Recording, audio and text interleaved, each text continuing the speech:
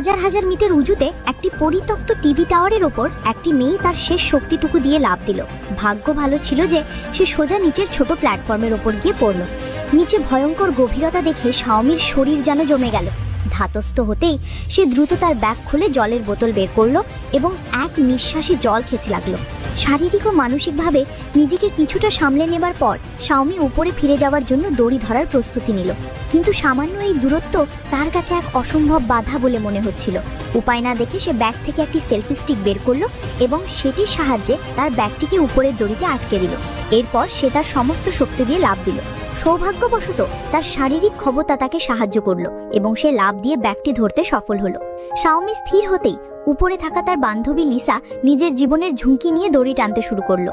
শাওমিও চুপ করে থাকলো না, সেও তার সমস্ত শক্তি দিয়ে দড়ি বেয়ে উপরে উঠতে লাগলো। কিন্তু যখন সে প্রায় উপরে পৌঁছে গিয়েছিল তখনই একটি দুর্ঘটনা ঘটল।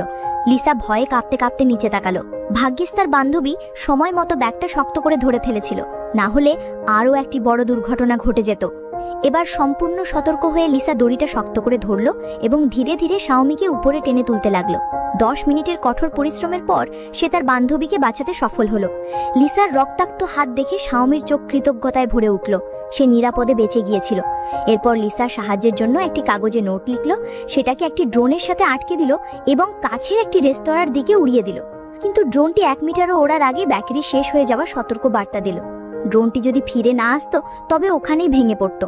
বাধ্য হয়ে লিসা ড্রোনটিকে ফিরিয়ে আনলো এবং ব্যাটারি শেষ হওয়ার আগেই ধরে ফেলল। এই ব্যর্থতা লিসাকে হতাশ করে দিল। সে বুঝতে পারছিল না এখন কি করবে। আরও খারাপ ব্যাপার হলো তাদের কাছে থাকা সামান্য জলও শেষ হয়ে গিয়েছিল। জল ছাড়া দুজনেরই ডিহাইড্রেশনের আশঙ্কা ছিল।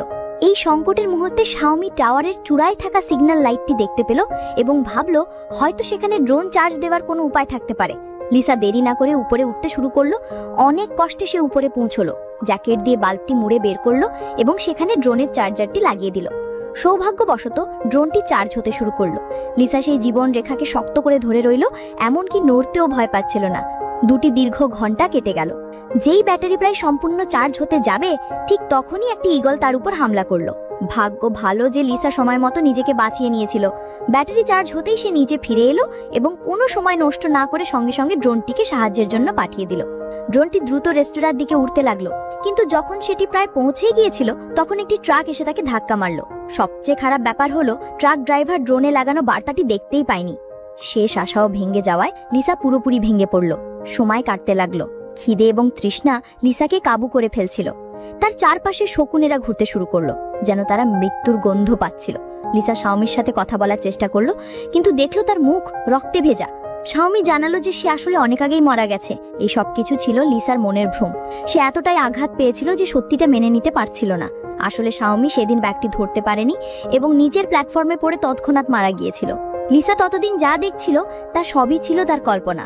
বাস্তবে ফিরতেই সে কান্নায় ভেঙে পড়ল। এখন এই বিশাল উচ্চতায় সে সম্পূর্ণ একা। রাতে ঝড় এলো, বিদ্যুৎ চমকাতে লাগলো। লিসা প্রতি মুহূর্তে বজ্রপাতে ঝলসে দেবার ভয় মেচেছিল। দৃশ্য বদলে গেল। সময়টা পরের দিন সকালের। মৃত্যুর দোরগোড়ায় দাঁড়িয়ে থাকা লিসার অবস্থা খুব খারাপ ছিল।